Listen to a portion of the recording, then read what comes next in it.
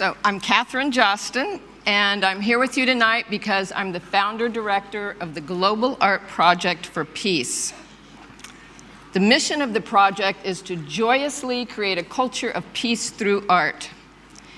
The Global Art Project celebrates diversity and multiculturalism while at the same time as expressing the idea, we are all one. There have been 115,000 participants in 82 countries on all 7 continents, and the Global Art Project was nominated for a 2002 UNESCO Peace Prize. It's an international exchange that happens every 2 years. The Global Art Project, how it works is anyone throughout the world who wants to participate sends us their name and address, and we match them with a participant in another part of the world. Each participant creates a work of art expressing their personal vision of global peace and goodwill. During the first 3 weeks of April, participants share their art with their local community, and the last week of April, each participant exchanges their art with the person or group they were matched with, resulting in thousands of visions of peace and goodwill simultaneously encircling the earth. As a final part of the project, local communities often have exhibitions of the art that was created so that people in their local community can see all these visions of peace, diverse visions of peace created around the world.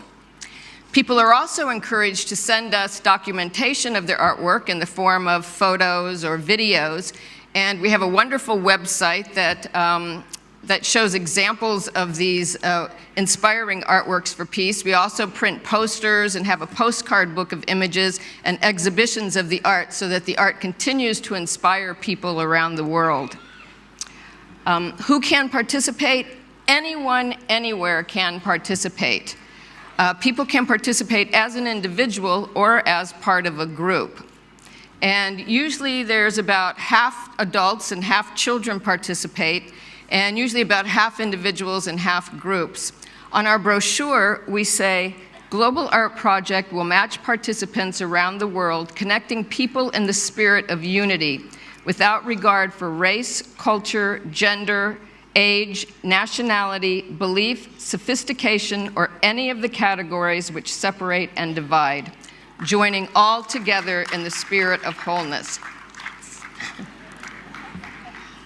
Participating groups have included art councils, art centers and galleries, artist cooperatives, bank cooperatives, children's homes, children's museums, church groups, environmental clubs, families, fire stations, food cooperatives, hospitals, law firms, libraries, music and theater groups, neighborhood groups, seniors and women's clubs, youth programs. Any group can participate. I wasn't thinking about schools when I started the project, but it's really caught on in schools because it's a great way for teachers to teach not only art, but to have a meaning behind it and a cultural exchange. And we've had schools all the way from nursery schools and kindergartens through entire graduate programs that have participated. And some universities and colleges have created courses specifically for students to participate in the Global Art Project and to involve their local community. What kind of art can be created? Any art form that can be sent from one group or individual to another.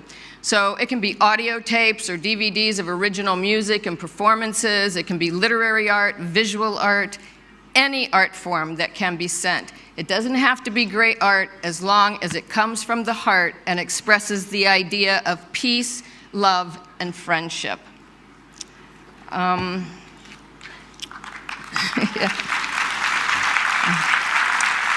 Thank you.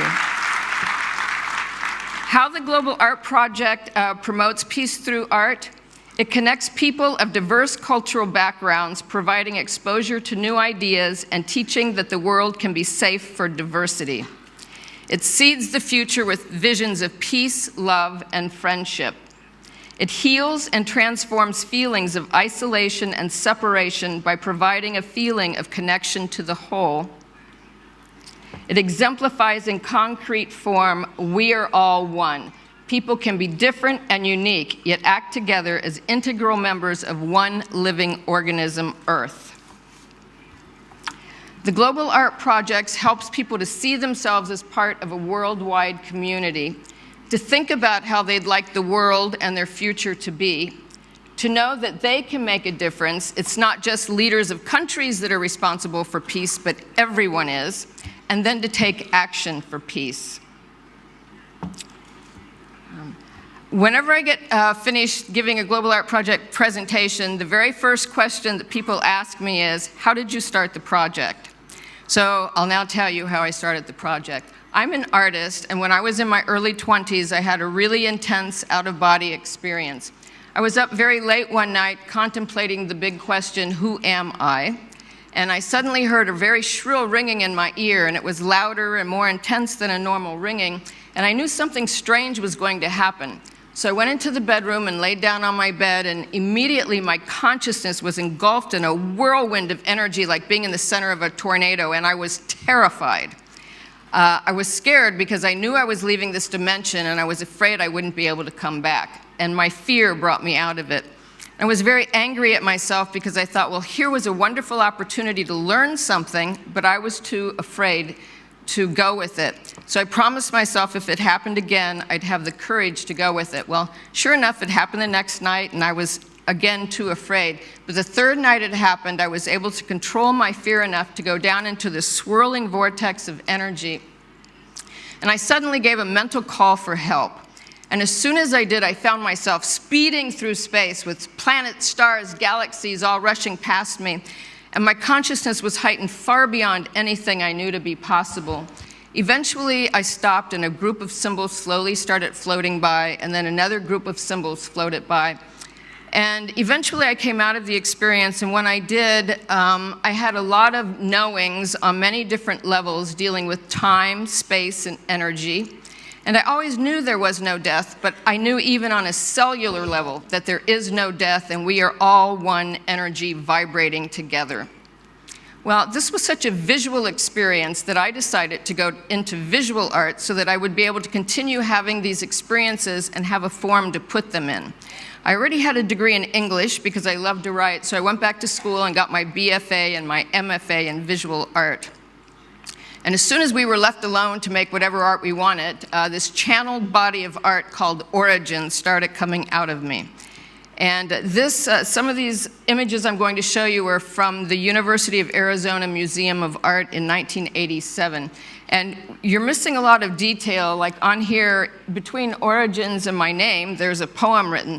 So there's a lot of detail you're missing, but at least you're getting a general idea of the scale of this artwork. And it's very large because it relates to the scale of the human body. So that when you stand in front of these pieces, it awakens you on a cellular level. And that's why it's the scale of the human body. This is frequency, and again, these are very, very large pieces. This is a detail of that piece. But this whole entire installation was saying three main things. We are all one, there is no death, we are not alone. And after creating this artwork for 12 years, the ideas were very theoretical and philosophical. And I thought it seemed like it's now time to do something to take these ideas and make them real in the world. And the artwork has continued even since that installation. But after doing it for 12 years, this was the very last piece I did before I started the Global Art Project. And this is a channeled writing that I received that is part of the poetry. There's poetry on the wall in between the sets of paintings. So in 1991, I received the inspiration to create the Global Art Project for Peace. And at the time, I didn't have any money, I didn't have any contacts, and I didn't have a computer. Back then, people weren't using computers, there was no internet. So I first borrowed $1,500 to print banners and brochures, because it's a very ephemeral idea, so I needed something tangible to make it real. And then I went to the downtown Tucson Public Library, where I live, and there's reference books of all the news media throughout the world. And I wrote up a press release and sent it to English language newspapers with the largest circulation in major cities throughout the world, not knowing what in the world would happen, but I started receiving letters from artists. And for the very first exchange, and it was printed in the Bangkok Post and other newspapers inviting artists to participate. For the first exchange in 1994, there were 3,600 people in 19 countries. I was only going to do it once because it was so difficult to do, but I started receiving letters from participants saying, you've got to do this again, and when you do, I want to help spread the word in my area. So it's now become a biannual event happening every 2 years, and we have about 250 regional coordinators around the world. Anyone can be a regional coordinator. They just help to spread the word and help to distribute brochures in their area. So I'd now like to show you some of the, a few examples of the many thousands of visions of peace that we've received from around the world. This was created by a 9-year-old girl in Tucson, Arizona, where I live. And it says, we are all different, we are together. I love this piece so much because it not only does it include humans, but it includes animals and insects and plants and the sun and the moon, and there's even an angel, an extraterrestrial being there.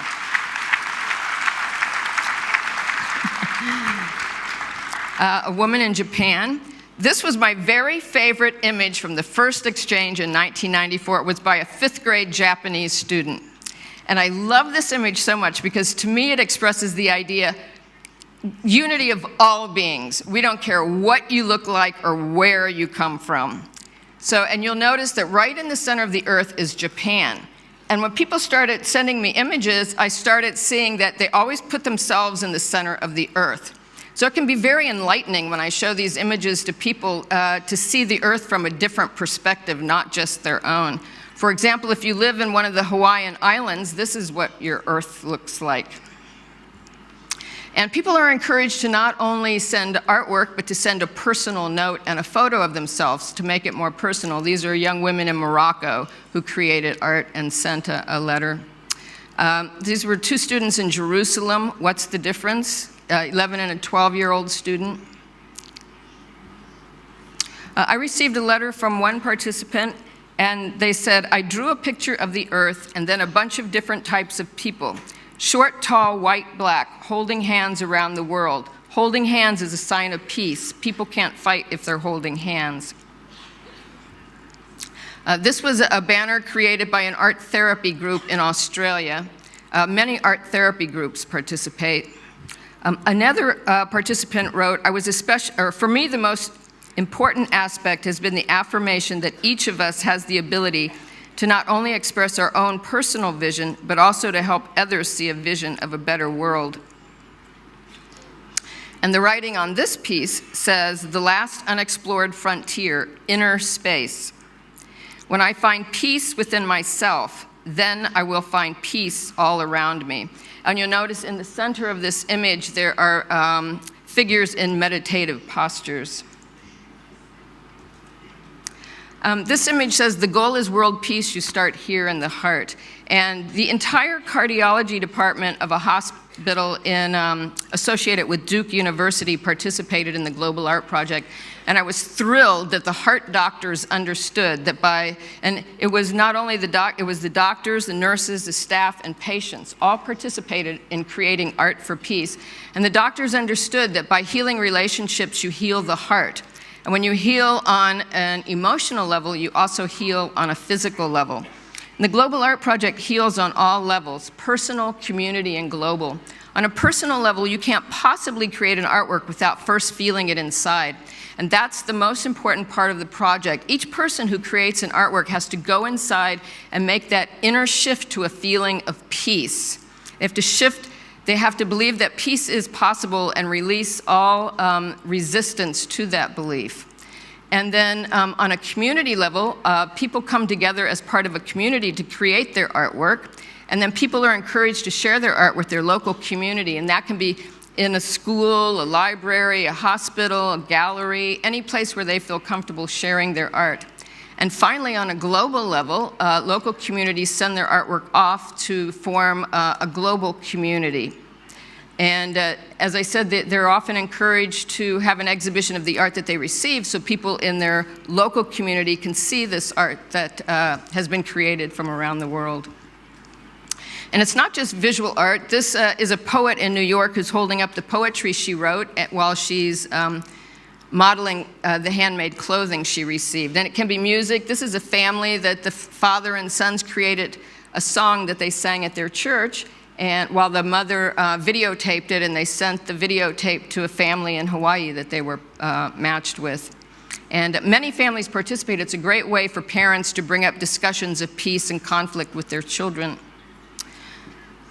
This is a young woman in Romania, and she sent me her artwork with a letter that said, the title of her piece is "The Planet in Our Eyes. The color of our skin is different, but we all see the same world united through peace."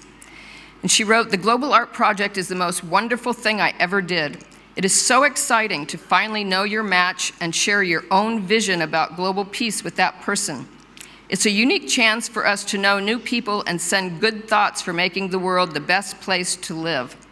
The thought of making a gift and working especially for someone you don't know gives you a very big satisfaction. My painting represents a child, the symbol of the purity which hopes for a united world and for a better one. It is the embodiment of all children of the world with all kinds of skin color and color of their eyes and hair."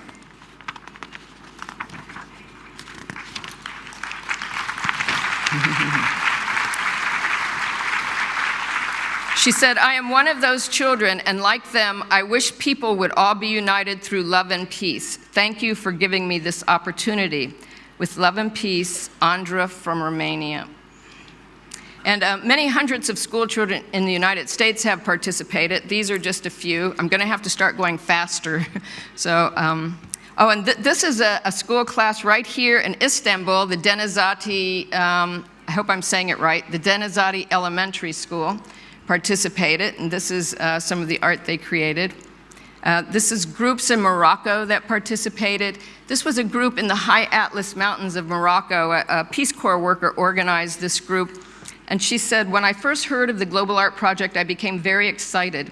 I did the project with a class at middle school in my village. I asked some boys to draw what they thought peace means. One boy drew an incredibly moving drawing. He drew an imam, a rabbi, and a priest standing together. He told me peace is all religions getting along and accepting each other. As a Peace Corps volunteer," you get it, that's great. "As a Peace Corps volunteer, I was blown away by his statement. In a country that is 99.9% Muslim, I was impressed he accepted all faiths. I never thought this project would produce such a heartfelt response from a 13-year-old boy." These are children in the UK, in Australia. The Taiwan Community University in Tainan had 50 students in their class participate, and they got the whole community involved. And they developed a course specifically for them to participate in the Global Art Project. These are children in Mali and Burundi and Ethiopia. This is a class in Cyprus. Many classes in Cyprus have participated. In Indonesia. This is a child in Mexico holding up the piece that he received. And for the last exchange in what was the last year? In 2012, the Beijing Normal University, the Department of Arts and Design, worked with the Department of Education to get 21 schools throughout all of China, including Inner Mongolia, to participate in the exchange. And they had an exhibition of the art at the university in Beijing.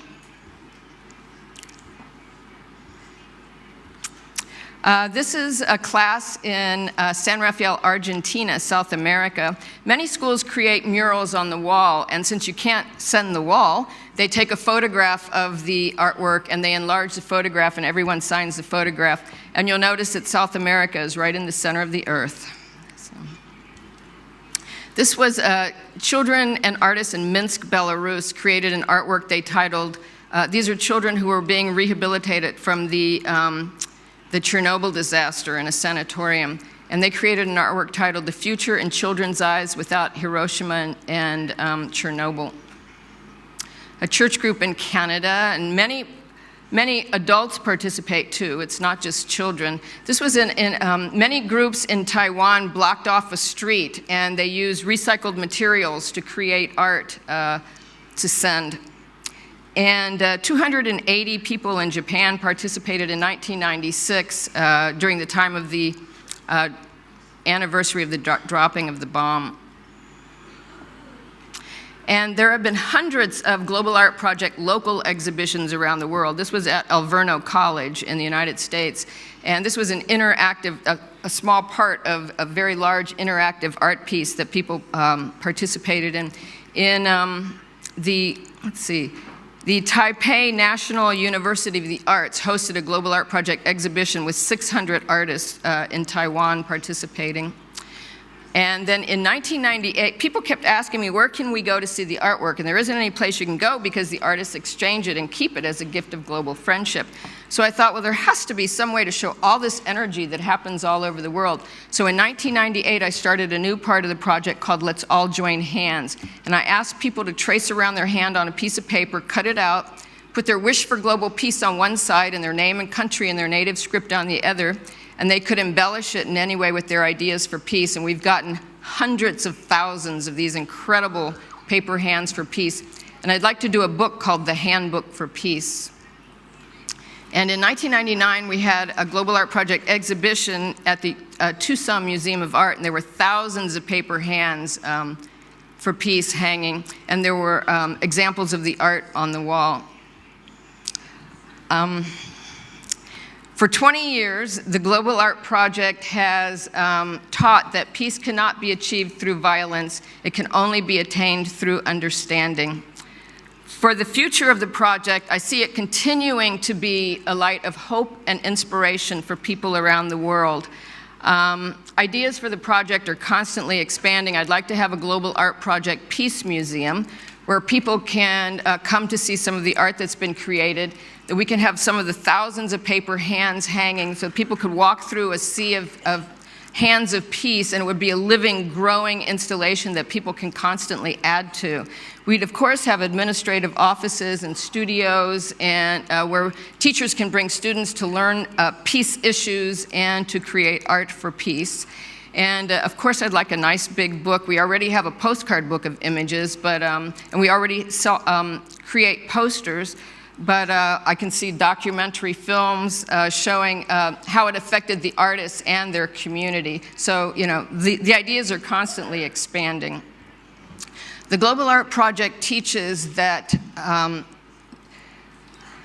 that the earth is in our hands, that we are responsible for creating our future.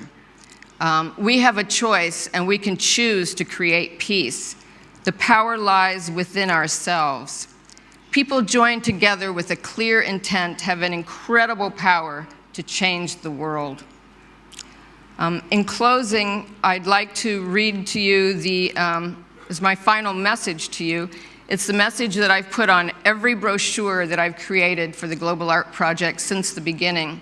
And those words are, "It is a time for joining together things which we have taken apart, integration. A blending of energies which have too long been divided. A cloth that has not been a cloth, but many separate threads, is now being woven together by the hands of artisans and creative personalities who have an understanding of the earth as a unified organism. We are not separate, we are not alone.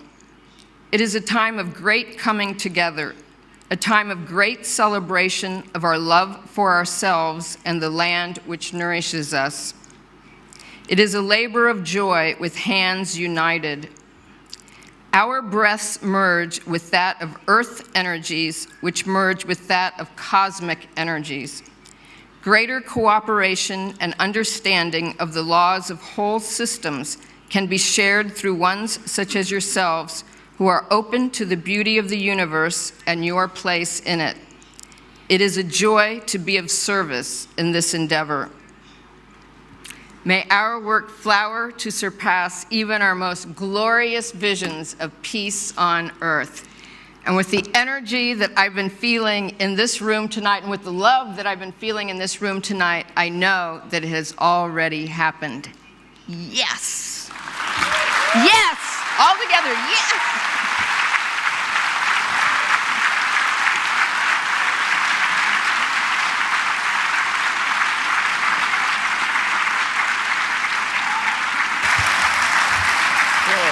you.